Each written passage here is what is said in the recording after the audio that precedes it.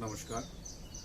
पिछले पार्ट में हमने जाना कि हम मानसून से पहले अपने अडेनियम्स को मानसून में बचाने की तैयारी कैसे करें। Pre monsoon monsoon preparation for adeniums. और इस अंक में बात करेंगे कि हम मानसून के सीजन में अपने अडेनियम्स की देखभाल कैसे करें। तो पिछले अंक में हमने पॉटिंग मीडिया पर बात की थी और फंगीसाइड के यूज पर बात की थी। तो आज फंगीसाइड से ही शुरू करते हैं। जैसे हमने मानसून से पहले अपने प्लांट्स में फंगीसाइड दिया है, वैसे ही हमें मानसून में भी जारी रखना है। हर सप्ताह के अंदर एक बार एक डोज दे देनी है सॉइल मीडिया में। वो तब देनी है जब बरसात रुकी हुई हो। अगर कॉन्टिन्यूअस तेज बारिश हो रही है तो उसमें अगर हम फंगीसाइड डालेंगे तो उसका कोई यूज होगा नहीं, वो सब पानी के साथ बह जाएगा। तो इसलिए बेटर है कि हम बरसात के रुकने का इंतजार करें। जब बरसात ब्रेक ले और लगे कि कुछ घंटे रुकेगी बरसात, तो फंगीसाइड दे डालें अपने प्लांट्स को, ताकि वो 3-4 घंटे में एब्जॉर्ब कर ले। और एक फंगीसाइड की और बात मैं करूंगा आज। पिछले सीजन में मैंने ट्राई किया ट्राइकोडर्मा विरिडे। तो ट्राइकोडर्मा विरिडे के भी अच्छे रिजल्ट रहे।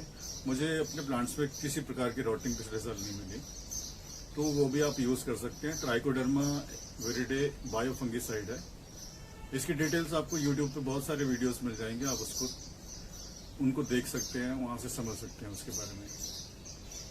अब इसके बाद मैं बात करूंगा पॉट्स की ड्रेनेज के बारे में और कैसे प्रॉब्लम आ जाती है। कई बार सब कुछ ड्रेनेज वगैरह सब कुछ ठीक होने के बाद भी कुछ छोटी छोटी बातें जो हम चूक जाते हैं, तो उन पर मैं चर्चा करूंगा। मैं आपको कुछ सैंपल्स दिखाता हूं पॉट्स के, जिसमें हम ड्रेनेज की प्रॉब्लम कैसे फेस करते हैं वो समझ पाएंगे।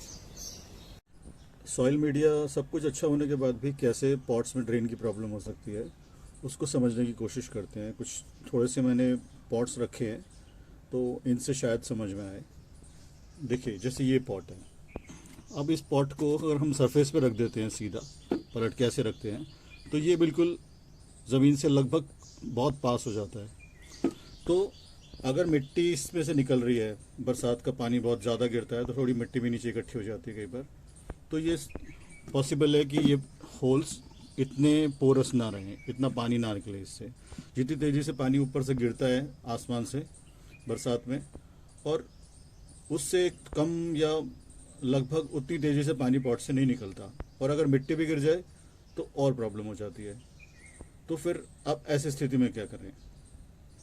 तो ये स्थिति हमें ध्यान रखनी होती है कि जब हम पॉटिंग कर रहे होते हैं, तो अपने जो भी पॉट्स हैं उसमें इस तरह से हम साइड में भी होल बना लें, तो उससे इस तरह की प्रॉब्लम नहीं आएगी। क्योंकि अगर पानी यहाँ से नहीं निकलेगा, नॉर्मल रूटीन में हम जितना पानी देते हैं उतना थोड़ी देर के अंदर निकल जाता है, तो इसलिए समस्या नहीं आती। लेकिन जब हम रेन होती है, तो रेन में बहुत घंटों कई बार बारिश होती है, कई बार कई दिन तक लगातार बारिश होती है। तो अगर ये चौक हो गए नीचे के छेद, तो साइड से पानी थोड़ा सा निकलने के चांसेस होते हैं। अदरवाइज़ ये चौक हो गए तो पानी निकलेगा नहीं और पानी पॉट में बढ़ता चला जाएगा, और वो जो वाटर लॉगिंग हो रही है उसकी वजह से हमारा अडेनियम रॉट हो सकता है। अदरवाइज़ अडेनियम इतनी जल्दी रॉट होते नहीं है, बहुत हार्डी होते हैं। बरसात उनका कुछ बिगाड़ नहीं सकती। बरसात तो अडेनियम्स को बहुत पसंद है। आप देखेंगे कि अडेनियम्स में जितनी जल्दी हमारे अरेबिकम्स के जो कॉडेक्स हैं वो मोटे होते हैं, उतने और बाकी सीजन्स में नहीं होते हैं। अगर हम प्रॉपर ड्रेनेज का ध्यान रखें, सॉइल मीडिया बहुत पोरस रखें, तो हमारे अडेनियम रॉट की प्रॉब्लम नहीं आएगी। अब दूसरे पॉट्स को देखते हैं। जैसे ये पॉट्स हैं, तो इस तरह के पॉट्स में हालांकि नीचे फ्लैट यहाँ पर छेद हैं, लेकिन इसमें छेद अंदर की तरफ भी होते हैं। ये छेद है, देखिए इस तरह से। तो इसमें ड्रेनेज होती रहती है और नीचे चौक होने का सीन कम होता है, क्योंकि ये नालियाँ बनी हुई हैं, तो इन नालियों से पानी बाहर आ जाता है। तो अगर ये पॉट्स हार्ड सरफेस पे रखे हैं कोई दिक्कत नहीं आती, लेकिन अगर हम इन पॉट्स को कच्ची ज़मीन में रखा हुआ है, तो फिर हमें इनके नीचे कुछ इंतज़ाम करना चाहिए ताकि पानी ना रुके। अब प्रॉब्लम आती है सिरामिक के पॉट्स के साथ। सिरामिक के पॉट में इस तरह की नालियाँ हमें कुछ नहीं मिलती, ना ही हम साइड में छेद कर सकते। सिरामिक के पॉट्स में भी होता है और मिट्टी के पॉट्स में भी। तो अब क्या करें। तो उसका समाधान ये हो सकता है कि हम पॉट्स के नीचे इस तरह से पत्थर लगा दें, तो ये टिल्ट हो जाएंगे और पानी इसके अंदर नहीं रुकेगा।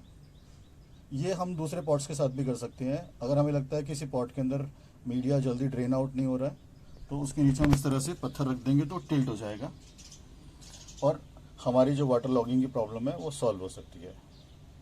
एक काम और हम कर सकते हैं, जैसे ये पॉट है, इसमें इतनी स्पेस है, अगर इसमें मीडिया हम फुल भर दें या सैंड डाल दें या बजरी होती है या मिट्टी के टुकड़े होते हैं, गमले हमारे जो होते हैं उनके टूटे हुए टुकड़े हमारे पास बच जाते हैं, उनको अगर हम इसमें भर दें तो पानी इतना अंदर नहीं जाएगा, सरफेस से ही बाहर निकल जाएगा।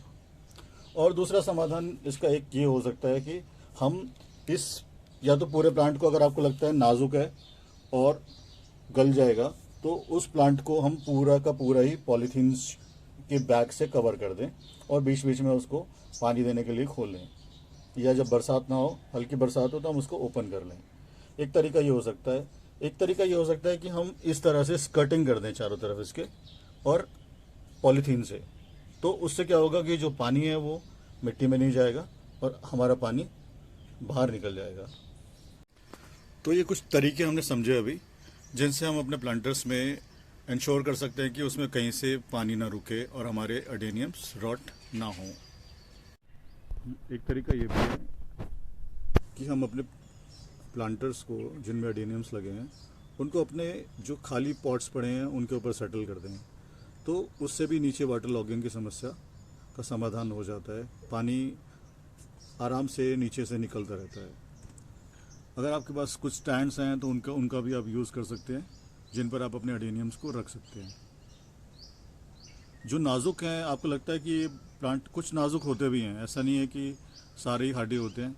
कुछ प्लांट्स आप पूरा देखभाल करोगे, बरसात के अंदर सब कुछ फंगीसाइड दोगे, सारी चीज़ें आप ध्यान रखोगे, तब भी वो रॉट हो जाते हैं। कुछ नाजुक होते हैं, हमें समझना चाहिए अपने से जोड़कर। जैसे इंसान है, हमारे घर में कुछ लोग ऐसे होते हैं कि जो भी खा लें लक्कड़ पत्थर सब हजम, लेकिन कुछ ऐसे भी हैं, बच्चे होते हैं घर में, या हम लोगों में से बड़ों में से भी होते हैं कि हम पूरा ध्यान रखते हैं, सब कुछ करते हैं, लेकिन उसके बाद भी बीमार हो जाते हैं, अक्सर बीमार रहते हैं। तो प्लांट्स में भी ऐसा कुछ एग्जाम्पल मिलते हैं हमें। कुछ प्लांट्स का पूरा ध्यान रखने के बाद भी वो रॉट हो जाते हैं। तो ऐसे प्लांट्स को, जो नाजुक तबीयत के हैं, उनको हम शेड के अंदर रखें तो बेटर रहता है। मेरे कुछ प्लांट्स इसी शेड के अंदर चले जाते हैं। और दूसरी बात अरेबिकम लवर्स के लिए, कि जिन प्लांट्स को आप ट्रेंड कर रहे हैं, तो उन प्लांट्स को अगर आप शेड के अंदर ही रखें तो बेटर है, क्योंकि अगर कहीं से भी कोई ब्रांच रॉट हो जाती है, बरसात में हम पूरा ध्यान रखें, उसके बाद भी जो टेम्परेचर का फ्लक्चुएशन होता है उसकी वजह से कई बार प्रॉब्लम आ जाती है। होता क्या है कि कई दिन तक बारिश होने के बाद जो प्लांट है, पत्तियां हैं, वो पानी एब्जॉर्ब कर लेती हैं, और एब्जॉर्ब करने के बाद उसके बाद जो धूप आती है, उससे होता यह है कि वो जो टेम्परेचर की फ्लक्चुएशन होती है, वो पत्तियां जल जाती हैं कई बार, और कई बार ब्रांच का जो टॉप है वो भी जल जाता है। तो हमारी जो ट्रेनिंग चल रही थी प्लांट की, उसकी शेप बिगड़ सकती है, तो इसलिए उसका ध्यान रखना चाहिए। अब वो जो ब्रांचेस हैं हमारी बैलेंस रहे हैं, उसके लिए कभी कभी हम एक्सपोज करते भी हैं प्लांट को, बरसात में ले आते हैं। बरसात अच्छी है सबके लिए, तो ये जो हमारे अंडर ट्रेनिंग प्लांट्स हैं, उनको आपने थोड़ी देर बरसात दिखाई, अगर फिर भी आपको लगता है कि हाँ अभी भी थोड़ी सी बारिश की वजह से भी ब्रांचेस ऊपर चले जा रही हैं, तो उसको क्या करें स्टॉप करने के लिए? तो उसको स्टॉप करने के लिए हम ये कर सकते हैं कि ऊपर का जो टॉप बंच है सिर्फ उसको ही रखें, और बाकी नीचे की जितने लीव्स हैं सबको प्रून कर दीजिए। पूरी लीफ को प्रून करना बरसात में एडवाइजेबल नहीं है, क्योंकि अगर आप पूरी लीफ जो है वो प्रून कर डालेंगे इस प्लांट की, तो होगा ये कि इसकी जो साइकिल है इवेपोरेशन की, पानी की वाटर साइकिल है, वो ब्लॉक हो जाएगी। जैसे पानी नीचे पॉट में जाता है, कुछ हवा से इवेपोरेट हो जाता है, कुछ क्या होता है कि ये जो रूट्स हैं वो अब्जॉर्ब करती हैं, यहाँ आता है, उसके बाद यहाँ से फूड बनाने में उसका यूज़ होता है और इवेपोरेशन चलता रहता है। तो एक साइकिल है, वो चलती है। लेकिन अगर सारे लीव्स हम काट देंगे तो वो साइकिल स्टॉप हो जाएगी, और प्लांट ज़्यादा पानी अब्जॉर्ब करने की वजह से रॉट हो सकता है। तो उस सिचुएशन में अगर हमें लगता है कि सारे लीफ काटने ही हैं, तो इसको हमें या तो पॉलीथीन से कवर कर देना चाहिए, या फिर किसी शेड के नीचे रखना चाहिए जहाँ पे बरसात ना पड़े इसके ऊपर। सब कुछ ध्यान रखने के बाद भी कुछ ना कुछ परेशानियाँ प्लांट्स में आती हैं। जैसे इस लीफ को आप देखिए, ये फंगस की वजह से रॉट हो गया है। एक्चुअल में होता क्या है, जब प्लांट पे खूब पानी गिरता है तो पत्तियां खूब पानी अब्जॉर्ब कर लेती हैं और उस पर फंगस भी बनने लगती है। तो कई बार ये फंगस की वजह से रॉट होता है। कई बार क्या होता है कि पत्तियों ने खूब पानी अब्जॉर्ब कर लिया और उसके बाद होता ये है कि जब धूप आती है तेज तो ये जल जाते हैं। अब इसको आप नहीं रोक सकते, या तो सारे प्लांट्स को शेड में रख लें हम, तब इसको रोका जा सकता है। अदरवाइज इतना हमें बेयर करना पड़ेगा। ये नॉर्मल है, जो होता है सभी के साथ होता है। कई बार प्लांट के सारे पत्ते पीले होकर झड़ जाते हैं, धूप आती है, 1-2 दिन धूप आती है, बीच में ब्रेक होता है जब बरसात का, तो सारे पत्ते पीले होकर झड़ना शुरू हो जाते हैं। तो उससे घबराना नहीं चाहिए, लीव्स फिर से आ जाएंगे। हाँ, कई बार ये भी होता है कि जो टॉप का पार्ट है, ये जो उसमें फ्रेश ग्रोथ हो रही थी, वो हिस्सा रॉट हो जाता है। सारी प्रिकॉशंस के बाद कभी कभी इस तरह की घटनाएं होती हैं, तो उसको एक्सेप्ट कर लेना चाहिए, क्योंकि हम अपनी तरफ से जो प्रिकॉशंस ले सकते हैं वो हमने ले लिए हैं। बरसात में जो ध्यान रखना था हमने रख लिया। उसके बाद हम नेचर से नहीं लड़ सकते। तो प्राकृतिक रूप में जो घटनाएं होती हैं उनको एक्सेप्ट कर लेना चाहिए। अब आगे मैं बात करूंगा सीडलिंग्स की। तो सीडलिंग्स को कैसे हम बरसात में रखें, नहीं रखें, क्या करें, उस पर थोड़ी सी चर्चा करेंगे। तो दोस्तों, सीडलिंग्स की जहाँ तक बात है, तो इस तरह के छोटे सीडलिंग्स को आप देखिए, अगर इसको हम तेज़ बरसात के अंदर रख देंगे तो ये सब निकल के मिट्टी से बाहर आ जाएंगे, तो वो अच्छा नहीं है। अपरूट हो जाएंगे सारे और हमारी सारी मेहनत बेकार हो जाएगी। तो इस साइज़ के जो सीडलिंग्स हैं इनको भी हमें बरसात में बाहर बिल्कुल नहीं रखना है। दूसरा आता है, थोड़े से बड़े इस साइज़ के हैं, सेटल हैं, लेकिन इनको भी अगर हम बरसात में रखेंगे तो ये ज़्यादा पानी अब्जॉर्ब करके जल्दी गल सकते हैं, तो इनको भी हम बरसात में नहीं रखेंगे। तेज़ बारिश होगी अगर, मूसलाधार बारिश जिसे हम बोलते हैं, तो ये भी अपरूट हो जाएंगे। पानी जब तेज़ी से पड़ेगा तो धीरे धीरे झड़ के गिर जाएंगे सारे के सारे। अब आती है इस लेवल के सीडलिंग्स की बारी। तो इन सीडलिंग्स को हम बरसात में 4-5 घंटे छोड़ देंगे तो कुछ चलेगा। अगर 2-3 दिन बारिश हो रही है तो उसमें भी मैंने छोड़ा है, कोई दिक्कत नहीं आती। लेकिन आपको जब धूप आने वाली हो तो इसको बरसात ओपन में नहीं छोड़ना है। अगर आपने धूप आ रही है और ओपन में छोड़ दिया तो ये इससे गल सकते हैं, क्योंकि बहुत नाजुक हैं, ये बहुत पानी अब्जॉर्ब कर लेते हैं, या पूरा प्लांट रॉट हो सकता है। प्लांट रॉट होने का कारण ही यही होता है कि जो अचानक से टेम्परेचर में चेंज आता है। होता यह है कि जब टेम्परेचर चेंज होता है तो धूप आती है बरसात में बहुत साफ, क्योंकि पानी जब ऊपर से गिरता है तो आसमान बिल्कुल साफ हो जाता है, ना पॉल्यूशन होता है। तो उस स्थिति में क्या होता है कि धूप बहुत डायरेक्ट पड़ती है प्लांट के ऊपर और पानी इसने अब्जॉर्ब कर रखा है। अब जब धूप तेज पड़ती है, इसका टेम्परेचर बढ़ने लगता है, तो ये अपने पानी से ही गल जाते हैं। पत्तियों ने ज़्यादा पानी अब्जॉर्ब कर लिया, ये उसी से गल जाएंगे। अगर स्टेम ने ज़्यादा पानी अब्जॉर्ब कर लिया तो ये हो सकता है अपने पानी से ही गल जाए। तो ये ध्यान रखना है बस कि इन सीडलिंग्स को आप बरसात ज़रूर दिखाइए।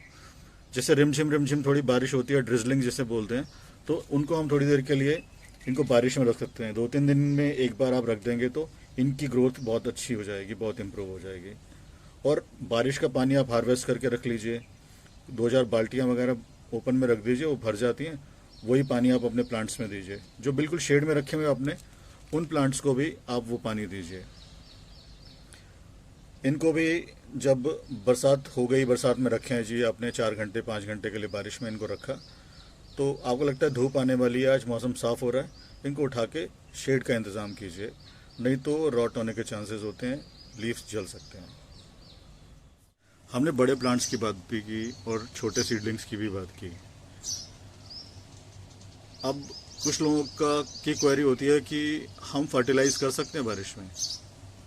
हाँ, अगर आप नॉर्मल गोबर की खाद या वर्मी कंपोस्ट डालना चाहते हैं, वो भी पुराना गला हुआ हो, फ्रेश डालेंगे आप तो उसके अंदर फंगस और जो दूसरे बैक्टीरियाज हैं या जो इंसेक्ट्स हैं वो पैदा होने के चांसेस होते हैं, आपके प्लांट को नुकसान कर सकते हैं। तो वैसे बेटर है कि उस बरसात के टाइम में हम फर्टिलाइज ना ही करें तो बेटर है, क्योंकि 1 महीने में प्लांट को इतना कुछ नुकसान नहीं होता। हम उसको पहले से फर्टिलाइज कर ही रहे होते हैं और 1.5 महीने 2 महीने की बारिश के अंदर उसको इतनी ज़रूरत भी नहीं होती।